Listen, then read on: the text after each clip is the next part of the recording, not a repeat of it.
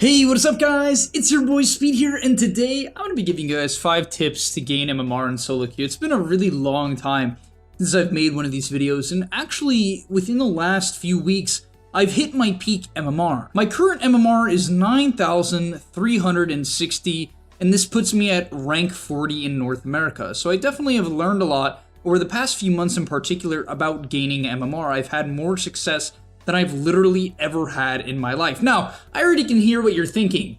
Speed, I'm from EU, so essentially, even if I'm Herald, I'm higher ranked than you. Now, I understand that, man, and you're absolutely correct, but nonetheless, I still hope you can hear me out with my points in these videos and hope to learn a couple of things about gaining MMR in solo queue. Let's start it off with point number 5. At point number 5, I want to mention vision and really go over like the basics, not really the basics, but what might come off as basics, but are very important things about vision. So here's my first thing. Vision in Dota dictates a huge majority in team fights. In the pro scene, because of how mechanically good everyone is, vision is almost everything. Like, it's pretty crazy. That is why team comps with a vision hero in the late game, you're gonna generally see win the game. For instance, a hero that's very popular right now that dominates the vision game throughout every stage of the game is Templar Assassin. This is a hero that is most likely going to get nerfed because at a high level, traps are abused in such a way where they give vision of everything. On top of that, her shard even amps the vision of the traps. As a result, you just see everything. When you see everything, you get to jump who you want. Now, the problem is, if you can jump everyone, who do you jump? I'm not going to get into that in today's video. That could literally be a million-part series, because that's like one of the hardest questions in Dota. But the big thing is understanding that vision is an advantage. Now, what I want you guys to do, all you need to do to get better at the game is emphasize playing a ward. You might be like, Speed, I would do that, but my teammates never follow me. Then, is it even a good idea? Yes, it's a good idea. It's a good idea. It's a good idea because let's go over a bunch of heroes. Let's say you're playing Spirit Breaker. Why would paying attention to the wards be good? Because you can charge and then see when people leave vision. If you're playing Pudge, why is it good? Because if a support walks up a hill, you can solo kill them. If you're playing Sniper, you can see who's rapping on you. You know where the enemy's, let's say, Storm Spirit is. Therefore, you can take a team fight without getting jumped instantly. Or you could pop your BKB at the right time. There's a million reasons, okay? It's not really hard to understand. I think everyone really gets the idea that vision is useful. And I can already hear people complaining, oh, but my supports don't put down any good words, blah, blah, blah, blah, blah. All right, do it yourself, you know? But the main point is that when you watch a high MMR game, you are going to notice, especially in the mid to late game, the massive emphasis they put on observer words.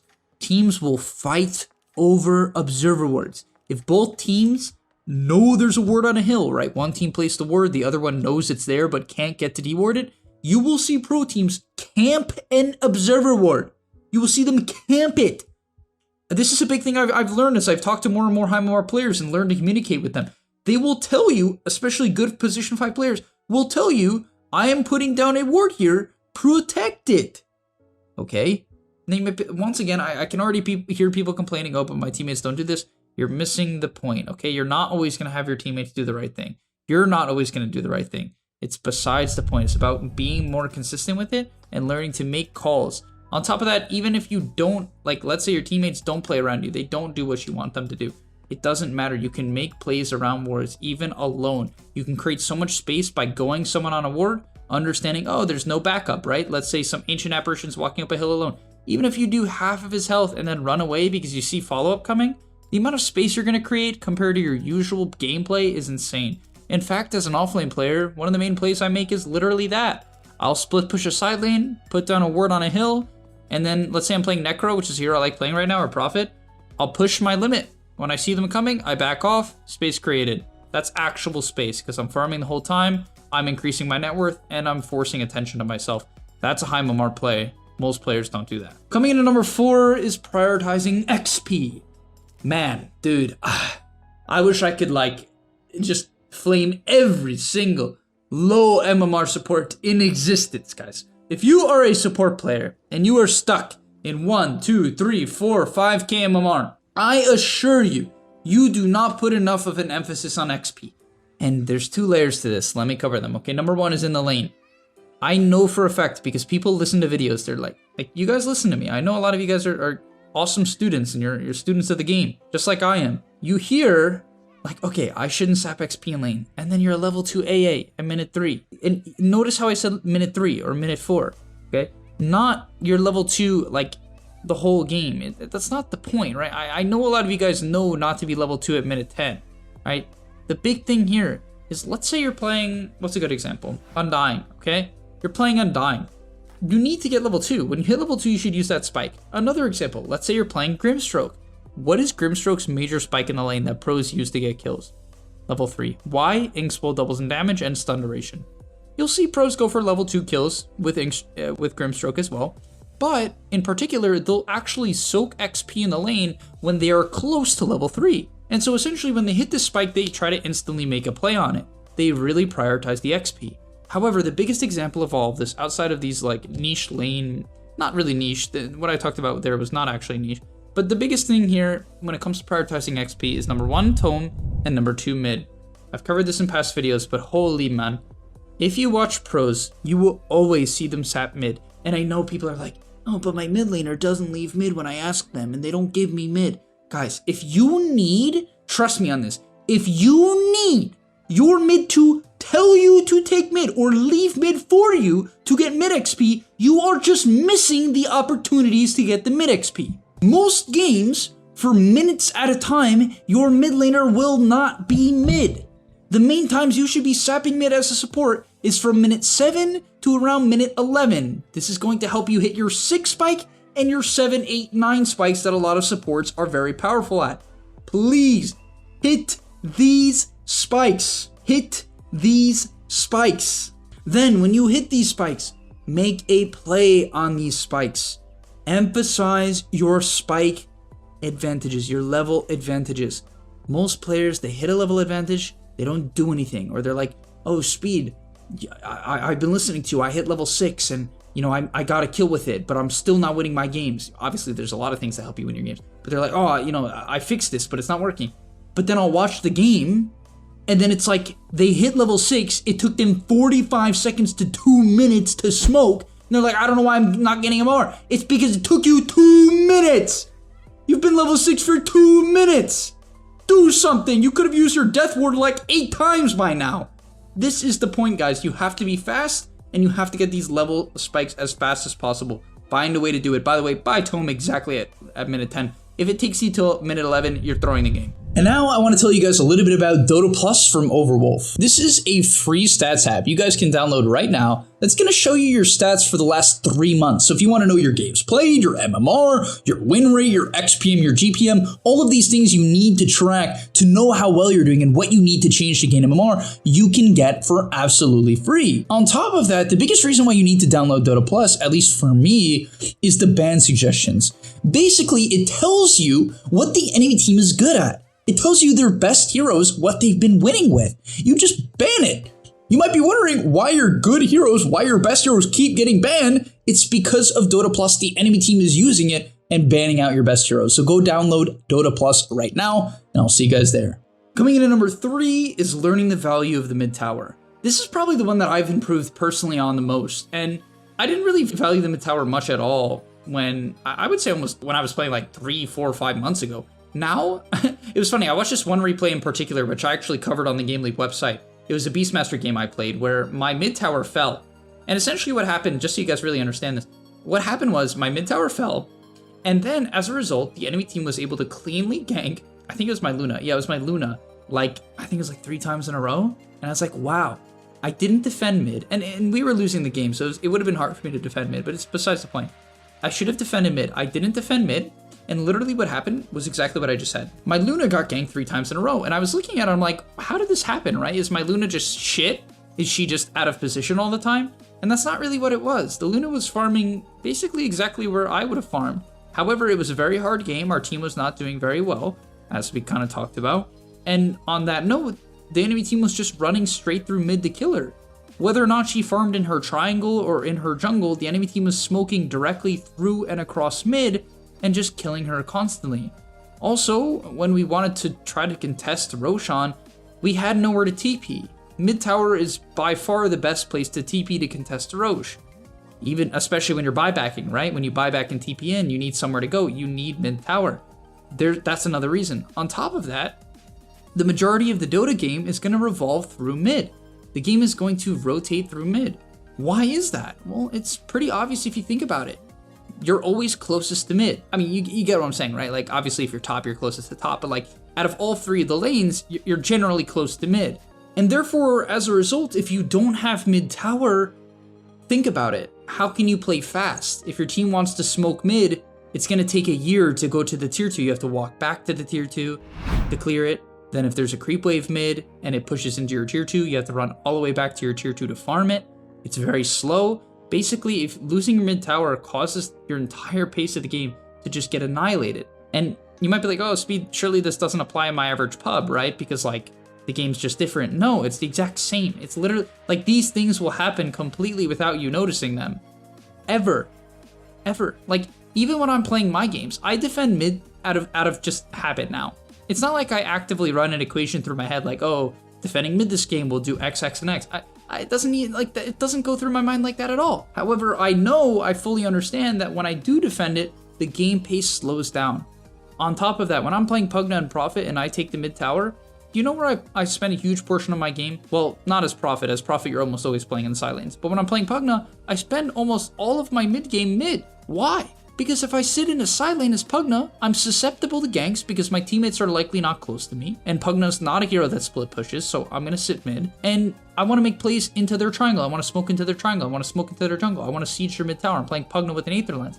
So I'll spend my whole game mid. I'm constantly pushing out mid, so my mid tower never falls. And like in the majority of games, me personally, just by my own gameplay, is forcing the enemy team to lose their mid tower and then constantly respond to me. And so I'm having heroes run at me the whole game and I'm creating an unbelievable amount of space. I'm farming the whole time. I'm taking their mid tower. That collapses their ability to contest Roche. It enables smokes later on into the game. And man, just watch how much resources pros throw at the mid tower. It's unbelievable. I think there was a game where LGD Sonic waved, which is Quap's ulti, the mid wave. It was hilarious. But seeing that completely cemented in my mind how important or how much these pros value this mid tower. And I'm sure I didn't even give every reason. If you talk to pros, I'm sure they could give even more reasons. But it just goes to show how important it is. All right, coming in at number 2 is learning how to clear waves for map control. This is particularly important when you get ahead. When you get behind, you should just split the map because you can't fight. Like, just to keep this idea simple for you guys, like when you're behind and you feel like you can't team fight, there's 2 things you should do. Look for pickoffs by smoking. So don't, like, a big thing people do wrong is they hear my videos, they're like, oh, Speed said to split push when you're losing. I guess I'm never gonna fight again. And it's like, no, if the enemy dives your tier 3, you should TP in. If, you know, let's say the enemy Storm Spirit shows bottom and he's alone, you can smoke to him if you're playing, you know, some sort of pickoff hero. So don't like understand that even when you're losing, look to split the map though. A big thing that like a high MMR friend of mine told me that really made sense to me, and I want to relay to you guys, is essentially when you're winning, you play mid, and when you're losing, you play the side lanes. Does that make sense? And of course, there's exceptions to this, like everything else in Dota, but this is like an incredibly good thing to think about. Like, it's an incredibly good rule of thumb. When you're winning, you play mid. When you're losing, you play the side lanes. It makes sense, right? Like, really think about it, guys. It makes sense. The reason why it makes sense is because in Dota, you're going to be closest to the most enemies when you sit mid. And so when you're losing, you want to get out to the side lanes. However, when you're winning, here's what you should do. First, you should look to cut the mid wave. The biggest mistake I see with players in general is their lack of understanding of first the mid tower, but for this point, the mid wave. A big thing that it's so funny. The mid just really like dictates the I would say the biggest portion of Dota, like just the mid wave and mid towers. But the big thing here is like, if you talk to MMR players, they'll put the most emphasis on clearing mid wave. Why? Because it gives you a lot of information. If the enemy team doesn't clear the mid wave, it probably means they're making a play, right? Because the most players in Dota, once again, do what, guys? What did I say earlier? They sit mid. So, if they don't clear mid wave, what should you assume? They're going to fight in the side lanes, right? It makes perfect sense. Like, this is the crazy thing. And this is how good players are like constantly, you'll be like, oh my God, does this guy have like hacks, right? Like, how does he keep reading all these movements? Like, pros will just see things coming. And the main way is by watching waves. That literally is the main way. pros can determine exactly or close to exactly where the enemy team is without seeing anyone. That is why when people tell me, oh, Speed, I can't split push because I have no wards. How was I supposed to know I'm getting ganked here? I have no wards. It's like, guys, you're trash at the game. I hate to break it to you. You could know if they were coming if you were better at watching where the waves were. Now, this is not a, end all be all. It's not like, just because they didn't push in mid doesn't mean they're mid. Sometimes they're just slow. Like, yeah, that could be the case, right? Like anything else in Dota, there's exceptions, and sometimes you can even abuse these things to play mind games. But in general, this is a great way to understand where the enemy team is and even win the economy battle. All in all I want you guys to understand is that by shoving the mid wave, you have a lot more tempo. And the biggest application of what I'm telling you here is when you're winning the game, your team will do what? They're going to push the towers, the tier 2s. In particular, you're going to see your team essentially look to push the bottom and top tier 2. When that happens, I want you to cut mid. Cut mid. If you win a team fight and your team goes to push a bottom or top tier 2, don't do it unless you're the siege hero and the entirety of the enemy team is dead.